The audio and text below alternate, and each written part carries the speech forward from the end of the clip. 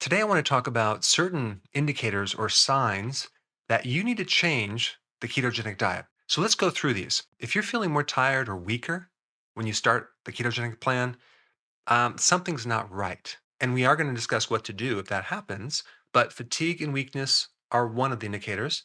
Number two, if you happen to notice that you're looking older, like let's say your hair is drying out or your skin looks more wrinkled, there's a problem. Something needs to change. If you start feeling heart palpitations, right? That's not good. Obviously, whatever you're doing needs to be looked at. If you are still hungry, then there's a problem. And especially if you're not seeing results with your weight, chances are you probably need to change something too. And lastly, if you start developing kidney stones or even maybe more inflammation, then you're not on the right program. So, what is the ketogenic plan? The ketogenic diet is merely the reduction of carbohydrates. The reduction of carbohydrates by itself is not necessarily something that increases or creates health. That would be like saying the reduction of poison will make you healthier. Well, no, it prevents disease, but it doesn't necessarily build or create health.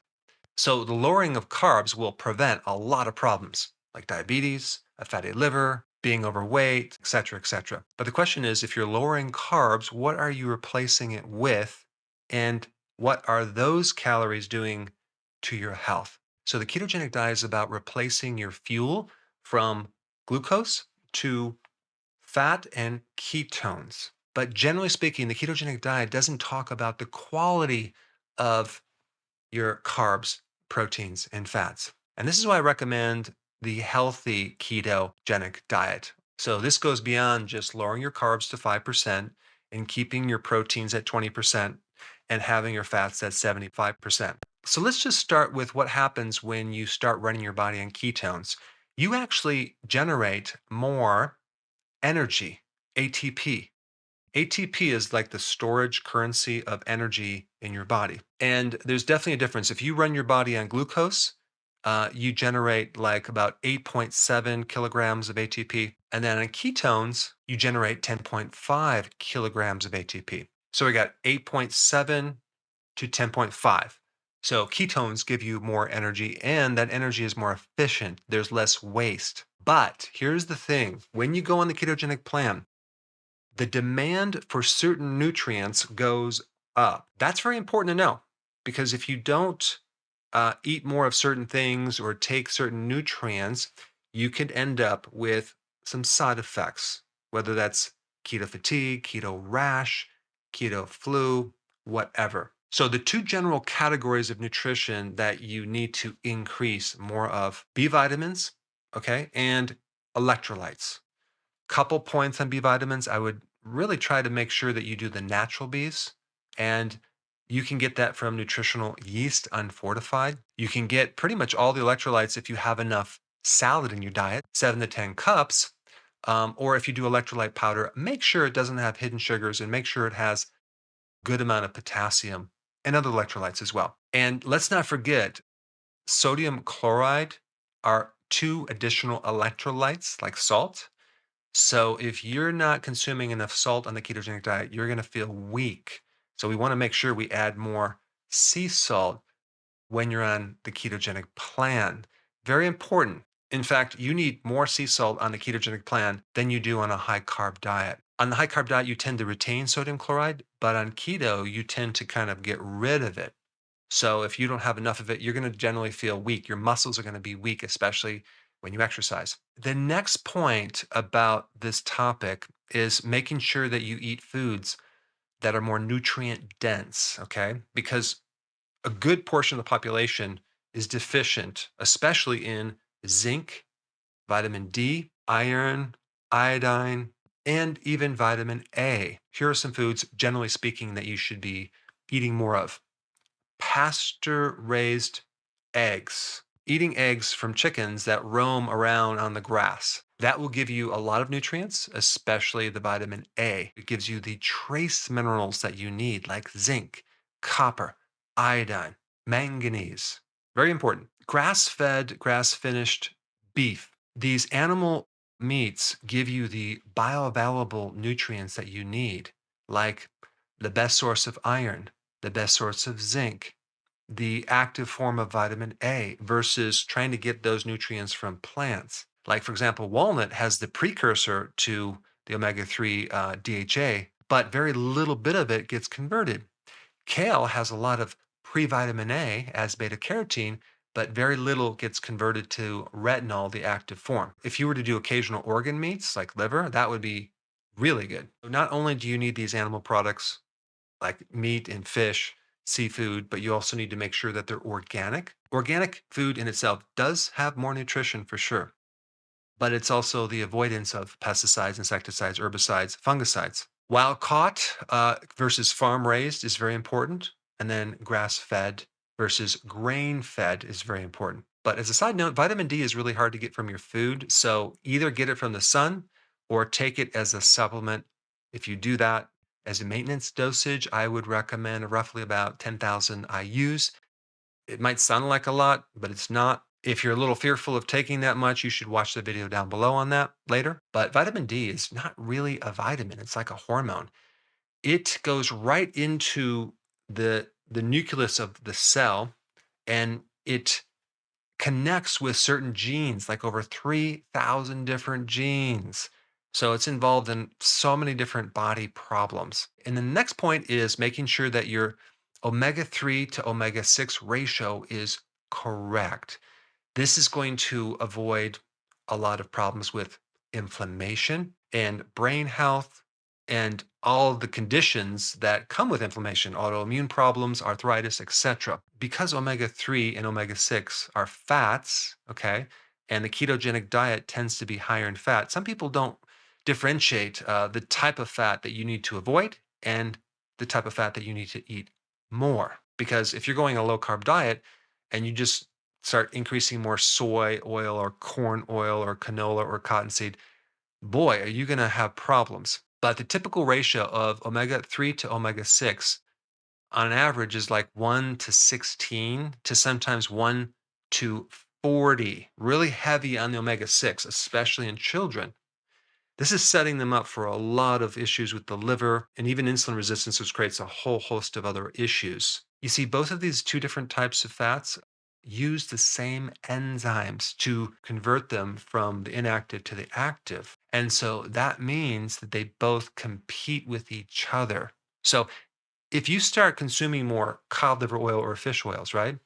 But at the same time, you're doing the regular salad dressing and some of the other foods with high omega 6 fats, then those omega 3 won't go in because they're competitive. The receptors are competing because they use the same enzymes. You're going to have to avoid the omega 6 and take more of the 3. And the best source of omega 3, hands down, is fatty fish like salmon, wild caught salmon. You can do sardines, you can do halibut. There's other types of fish as well. And even grass fed beef as a good source versus the grain fed chicken, which is the worst source because you're going to get a lot of omega 6 and not enough omega 3. But the same thing with beef, like grain fed beef, where that grain is used to fatten the cattle to make the meat more marbleized with fat.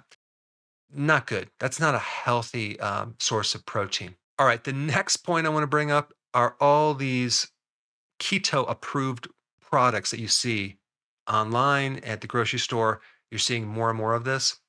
It's kind of like the healthy version of junk food. I mean, it's definitely better than junk food, but probably not by much. Now, some of them are good, but you have to read the ingredients and make sure that those ingredients don't include gluten, maltodextrin, dextrin, corn fiber, also the tapioca fiber. These are all ingredients that are unnatural, and we don't want these in our bodies. And the other thing too is there's a lot of like sweets and cookies and things that are made with sugar alcohols.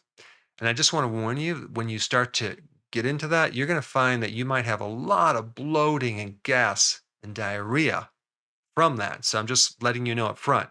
So those should be consumed smaller amounts. And if you do have these sugar alcohols, definitely avoid the one called maltitol because maltitol is in a lot of the sugar-free candies for diabetics.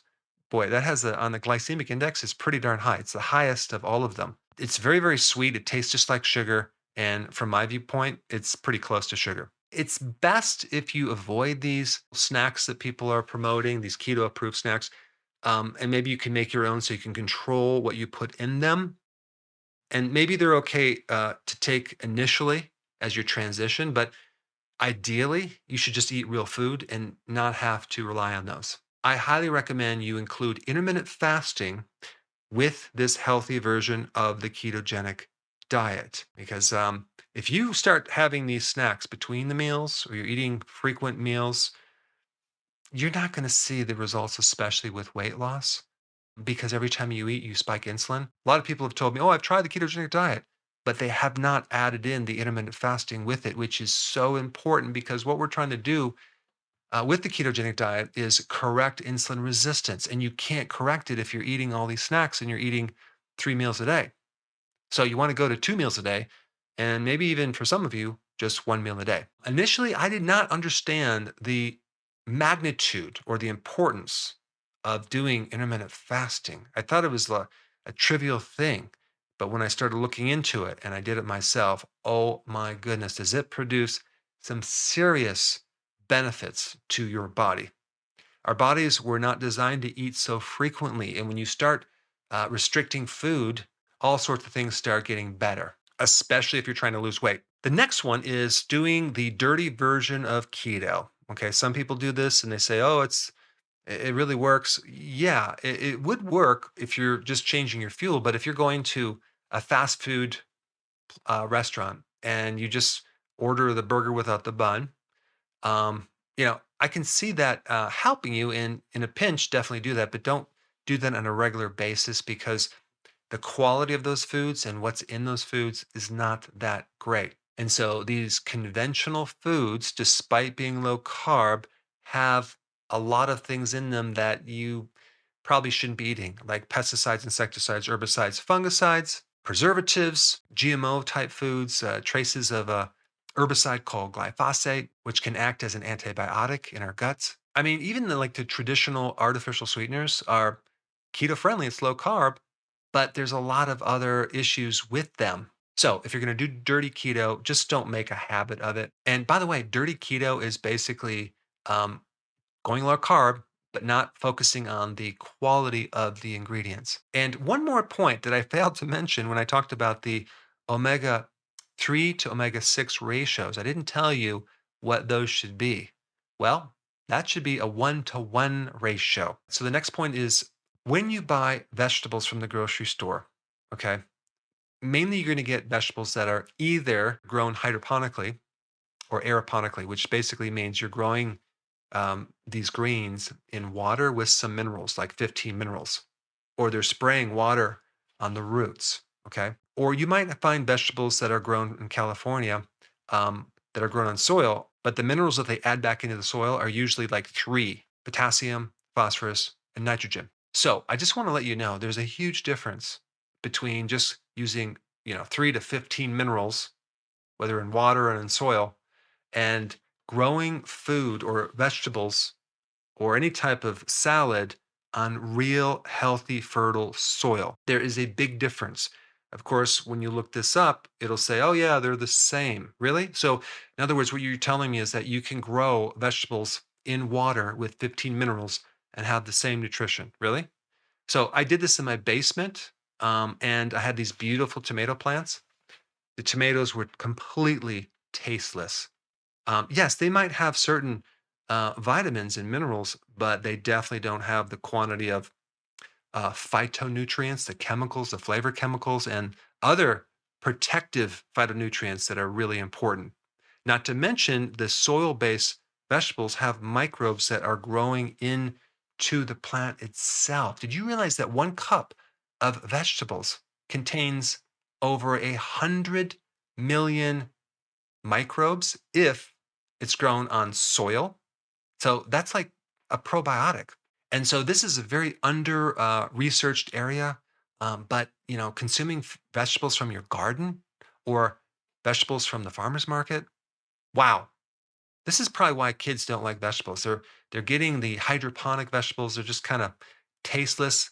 I've grown them in my greenhouse, and the texture doesn't come out right. The taste doesn't come out right. So right now, I'm trying to sell those aeroponic units. If you know anyone that wants to buy them, I'm getting rid of them. I'm convinced that the soil-based vegetables are the best for you. And this is something you can actually create health with because you're all these microbes greatly enhance the immune system of that plant, the nutrient absorption of that plant. And I'm not just talking about vitamins and minerals, I'm talking about all the other phytonutrients that are in those plants, like even carotenoids, for example. Carotenoids, that's a type of phytonutrient. And there's 600 different types of carotenoids in one leafy green vegetable. I mean, that's just one, but you're talking about thousands of others. So you can't create those different beneficial chemicals from water and 15 minerals like they use in hydroponic. The other point I want to bring up is that if you consume vegetables, like I recommend 7 to 10 cups of salad or lesser amounts of regular vegetables, and you get bloating because you have inflammation in your gut, you might do better on a carnivore type ketogenic diet. But again, there's a right way to do it as well. You have to find out how to do that healthily, not just have, you know, a chicken breast all day long, but do like from nose to tail, right? You're doing bone marrow, you're doing organ meats, things like that, seafood, eggs, things like that. Just realize, generally speaking, the worse off your digestive system is, the more you need to do maybe cooked vegetables or fermented vegetables like sauerkraut, kimchi, things like that, pickles, versus just raw. It takes a bit of a healthy digestive system to digest the raw vegetables, but the raw vegetables give you actually more nutrition for sure.